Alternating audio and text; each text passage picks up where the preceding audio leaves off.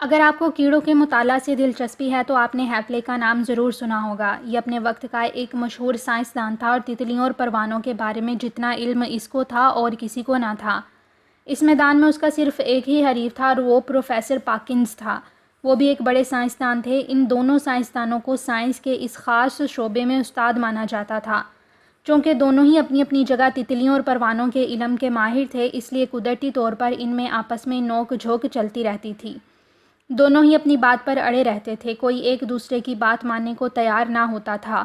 ان کی علمی بحثیں بڑھتے بڑھتے باقاعدہ لڑائی کی صورت اختیار کر گئیں، یہاں تک کہ یہ دونوں ایک دوسرے کے جانی دشمن بن گئے۔ لیکن سائنس کی دنیا میں یہ کوئی غیر معمولی بات نہ تھی۔ ہیپلے سائنس کی ترقی سے زیادہ اپنے مخالف پروفیسر پاکنز کو نیچا دکھانے میں لگ گیا۔ اس کی زندگی کا مقصد ہی اب یہ ہو گیا کہ کسی صورت سے پاکنز کے نظریات کو غلط ثابت کر کے اس کی ایک سائنسدان کی حیثیت سے شہرت کو برباد کر دیا جائے۔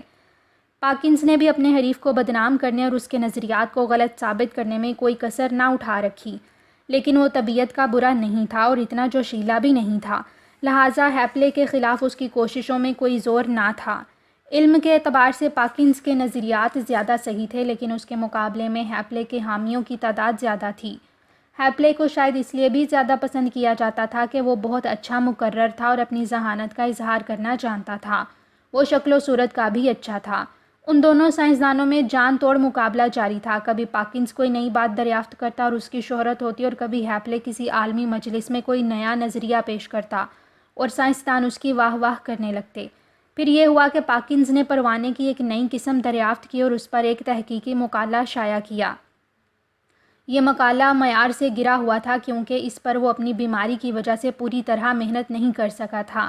اس میں غلطیاں تھیں اور کچھ ایسے دعوے کیے گئے تھے جن پر شبہ کیا جا سکتا تھا۔ اس مقالے کے شائع ہونے سے پاکنز کے مخالف ہیپلے کو بڑی خوشی ہوئی اور اس نے ایک سائنسی کانفرنس میں اس کی دھجیاں بکھیر دیں۔ اس کا مقصد پاکنز کو دنیا کی نظروں میں گرا دینا تھا اور وہ اس میں کامیاب ہو گیا۔ پاکنز نے اعتراضات کا جواب دینے کی کوشش کی، لیکن وہ اتنا زیادہ بیمار اور کمزور ہو گیا تھا کہ صحیح طریقے سے اور صحیح وقت پر جواب نہ دے سکا۔ ہیپلے نے طے کر لیا تھا کہ وہ اپنے مد مقابل کو تباہ کر کے چھوڑے گا، چنانچہ اس نے پروانوں کے بارے میں تحقیق کر کے بڑی محنت سے ایک مقالہ لکھا۔ اس میں ان تمام نظریات کو جو پاکنز نے پیش کیے تھے سخت الفاظ میں غلط ثابت کرنے کی کوشش کی گئی تھی۔ اس مقالے کی اشاعت کے بعد تو پاکنز کی رہی صحیح عزت بھی ختم ہو گئی اور اسے یوں محسوس ہوا جیسے اب وہ کہیں منہ دکھانے کے قابل نہیں رہا۔ اپنی زندگی کے آخری دنوں میں ایک نامور سائنسدان کے لیے اس سے بڑھ کر دکھ کی اور کیا بات ہو سکتی تھی؟ دنیا کے سائنسدانوں کو امید تھی کہ پاکنز ہیپلے کے الزامات کا جواب دے گا کیونکہ وہ کوئی بزدل آدمی نہیں تھا، لیکن ہوا یہ کہ اسے انفلوئنزا ہو گیا اور وہ چند دنوں کے اندر ہی اس دنیا سے رخصت ہو گیا۔ شاید وہ اتنی ذلت برداشت نہ کر سکا۔ سائنسدانوں کو اس کی اس طرح اچانک موت پر بہت افسوس ہوا اور انہیں اس کے ساتھ ہمدردی ہو گئی۔ وہ ہیپلے کو اس کی موت کا ذمہ دار سمجھنے لگے، جس نے پاکنز پر شدید اعتراضات کر کے پہلے اس کی صحت کو تباہ کیا اور پھر اسے موت کی آغوش میں پہنچا دیا۔ ہیپلے نے ایک اور حرکت یہ کی کہ جس دن پروفیسر پاکنز کو دفن کیا گیا تھا اس سے ایک دن پہلے ایک سائنسی رسالے میں ایک مضمون شائع کرایا جس میں اس نے پروفیسر پر سخت حملے کیے تھے۔ لوگوں نے اس پر بھی اعتراض کیا۔ اخباروں نے بھی اپنے تبصروں میں لکھا کہ ہیپلے نے ایک بڑے سائنسدان کے ساتھ بہت زیادتی کی ہے۔ ہیپلے اپنے حریف کی موت سے خوش نہ تھا۔ وہ کب چاہتا تھا کہ پاکنز مر جائے؟ وہ تو یہ چاہتا تھا کہ وہ زندہ رہے اور ہیپلے اس کی بے عزتی کرتا رہے اور اسے دنیا میں منہ دکھانے کے قابل نہ چھوڑے۔ پاکنز کے مرنے سے ہیپلے کی زندگی کا ایک مقصد ہی ختم ہو گیا۔ اسے یوں محسوس ہونے لگا جیسے اب اس کے لیے کوئی کام ہی نہیں رہ گیا۔ 20 سال سے وہ رات دن اسی کوشش میں لگا رہتا تھا کہ پاکنز کو غلط ثابت کر دے۔ اس کا وقت تتلیاں پکڑنے اور پروانے جمع کرنے میں گزرتا تھا۔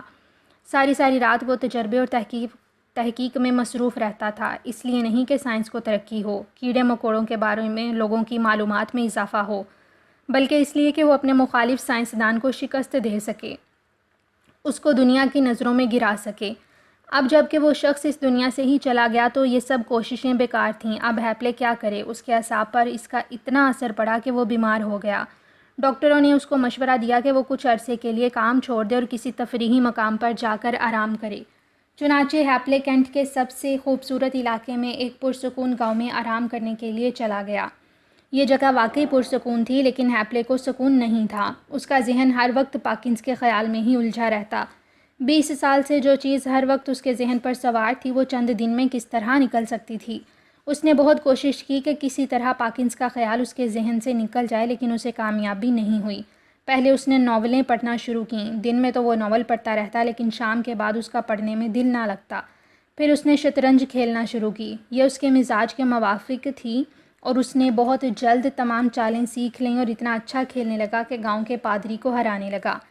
پھر بادشاہ کے مہرے میں اسے پاکنز کی شکل نظر آنے لگی، چنانچہ اس نے گھبرا کر شطرنج کھیلنا چھوڑ دی۔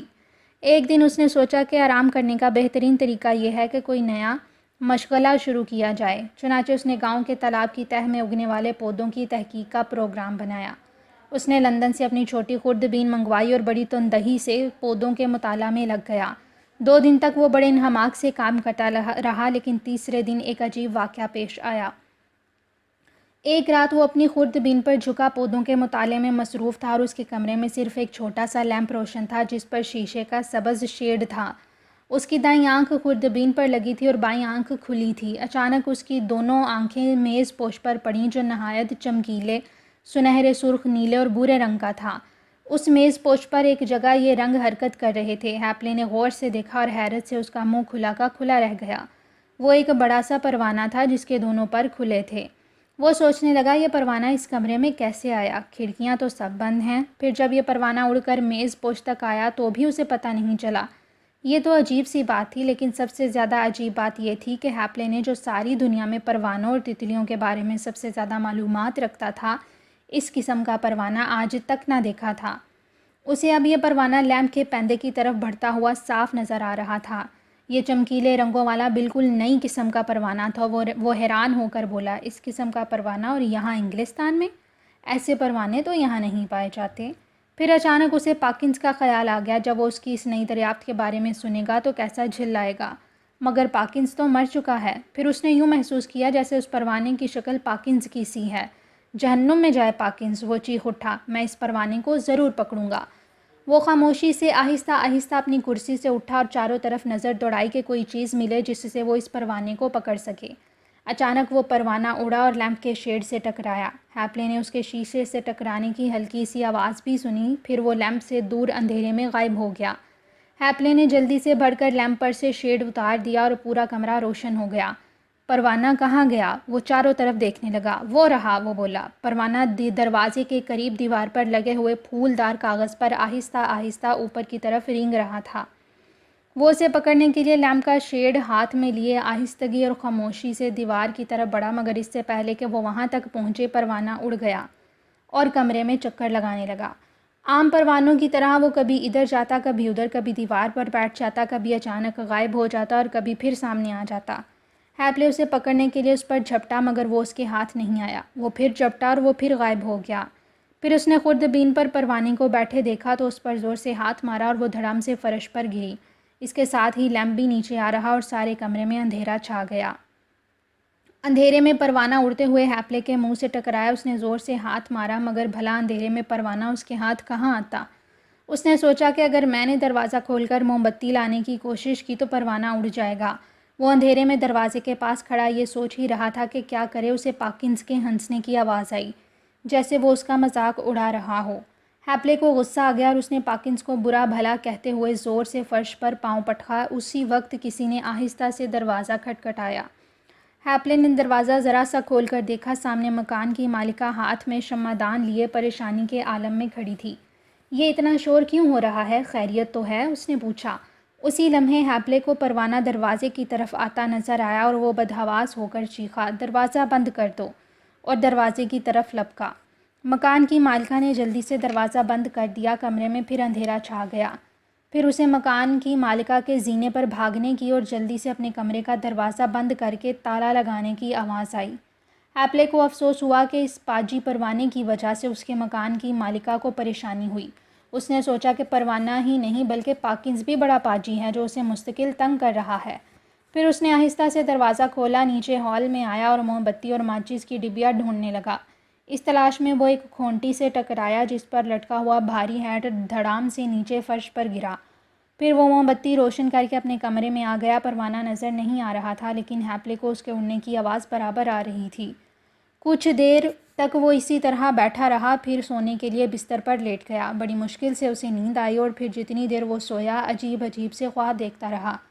صبح جب اس کی آنکھ کھلی تو اسے سب سے زیادہ فکر اس بات کی تھی کہ وہ مکان کی مالکہ سے کیا کہے گا، اسے کیا بتائے گا کہ رات وہ کس الجھن میں گرفتار تھا۔ مکان کی مالکہ کو پروانے سے کیا دلچسپی ہو سکتی ہے اور اس کی سمجھ میں کیا آئے گا؟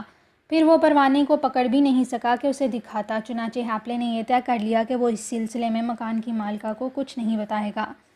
ناشتے کے بعد وہ باہر آیا تو مکان کی مالکہ کو باغ میں پایا۔ وہ ان کے پاس گیا اور ان سے باتیں کرنے لگا، پھولوں کی، ترکاریوں کی، آلو اور پیاز کی، موسم کی۔ وہ بھی اس کی باتوں کا جواب دیتی رہی، لیکن ہیپلے نے محسوس کیا کہ رات کو انہوں نے جو کچھ دیکھا تھا اس سے وہ اس کی طرف سے ابھی تک شبے میں ہیں۔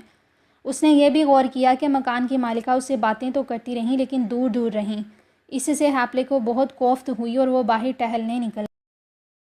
پارک میں ٹہلنے کے دوران اس نے بہت کوشش کی کہ اسے پروانے کا خیال نہ آئے، کیونکہ اس کا خیال آتے ہی اسے پاکنز کا خیال ستانے لگتا تھا، لیکن اس میں اسے کامیابی نہیں ہوئی۔ ایک مرتبہ اسے یوں لگا جیسے پروانہ پارک کی دیوار پر بیٹھا ہوا ہے، لیکن جب وہ قریب گیا تو وہ کائی تھی جو اسے دور سے پروانہ نظر آ رہی تھی۔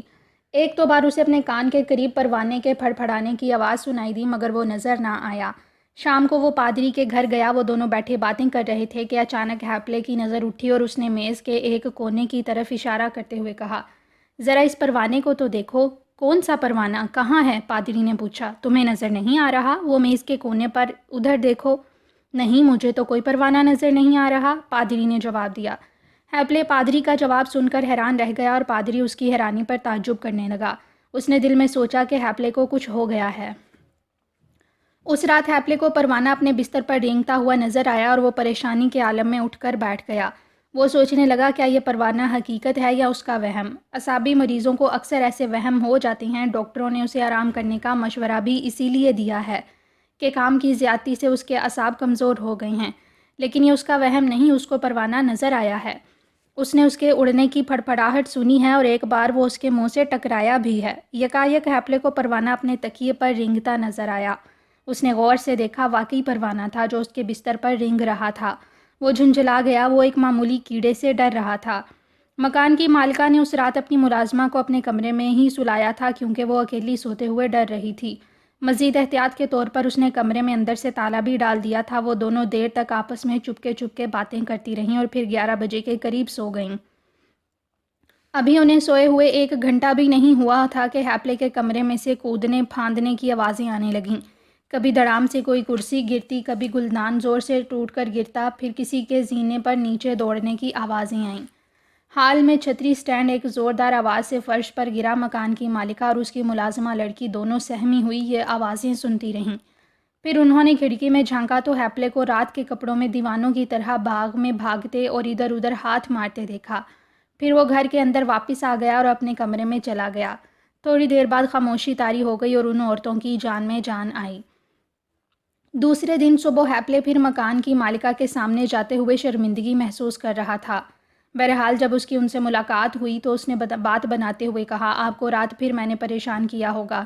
دراصل مجھے سوتے میں چلنے کی عادت ہے۔ 2 راتوں سے میری نیند کی گولیاں ختم ہو گئی ہیں۔ کل بھی میں نے سوچا تھا کہ شہر سے جا کر لے آؤں، مگر موسم کی خرابی کی وجہ سے نہیں گیا۔ اب اس وقت میرا ارادہ شہر جانے کا ہے۔ آج رات میں چین سے سوؤں گا۔ آپ کو جو تکلیف میری وجہ سے ہوئی ہے اس کی معافی چاہتا ہوں۔ کچھ دیر بعد وہ ٹہلتا ہوا شہر کی طرف چل دیا، جو وہاں سے کوئی 3 میل کے فاصلے پر تھا۔ ابھی وہ گاؤں کے سرے تک ہی پہنچا ہوگا کہ اسے پروانہ پھر نظر آیا۔ اس نے اس کی طرف کوئی دھیان نہ دیا اور چلتا ہی رہا۔ دماغ میں شطرنج کی چالیں سوچتا رہا، مگر پروانہ بار بار اس کے خیال میں آ کر اسے پریشان کر رہا تھا۔ ایک بار تو وہ اس کے چہرے کے اتنے قریب آ گیا کہ اس کی آنکھوں سے ٹکراتے ٹکراتے بچا۔ ہیپلے نے غصے میں آ کر اس پر ہاتھ مارا، مگر وہ کہاں تھا۔ پھر تو وہ غصے سے دیوانہ ہو گیا اور زور زور سے ادھر ادھر ہاتھ مارنے اور دوڑنے لگا۔ پھر ایک بار جو پروانے کو مارنے کو اچھلا تو چونے کے گڑھے میں جا گرا۔ اس کی ٹانگ کی ہڈی ٹوٹ گئی اور بے دم ہو کر گر پڑا۔ اتفاق سے 2 آدمی ادھر سے گزر رہے تھے۔ انہوں نے اسے گرتے دیکھ لیا۔ وہ آئے اور کسی نہ کسی طرح ہیپلے کو سہارا دے کر باہر نکالا اور ہسپتال پہنچا دیا۔ ڈاکٹروں نے اس کی ہڈی جوڑ دی اور اسے بستر پر لٹا دیا۔ درد اور بخار سے اس کا حال خراب تھا، لیکن نگاہیں ہسپتال کے کمرے میں بھی چاروں طرف دوڑ رہی تھیں کہ کہیں وہ پروانہ یہاں تو نہیں آ گیا۔ ہاں، پروانہ وہاں بھی پہنچ گیا تھا۔ وہ اس کے پلنگ کے سرانے رکھی ہوئی میز پر لیمپ کے پاس اس کے ہاتھ کے قریب بیٹھا تھا۔ ہیپلے نے غصے میں آ کر اس پر ہاتھ مارا مگر وہ اڑ گیا۔ اس کا ہاتھ پانی کے جگ سے ٹکرایا اور جگ فرش پر گر پڑا۔ نرس جو کمرے کے دوسرے سرے پر سوئی ہوئی تھی جگ کے گر کر ٹوٹنے کی آواز سے گھبرا کر اٹھ بیٹھی اور آ کر ہیپلے سے پوچھنے لگی کہ کیا بات ہے؟ پروانہ، ہیپلے نے دیوانوں کی طرح چیخ کر کہا۔ پھر اسے خیال آیا اور کہنے لگا، نہیں کچھ نہیں، شاید میرا وہم ہے۔ نرس نے اسے عجیب سی نظروں سے دیکھا اور پھر چلی گئی۔ ہیپلے نے وہ رات بڑی بے چینی اور تکلیف سے کاٹی۔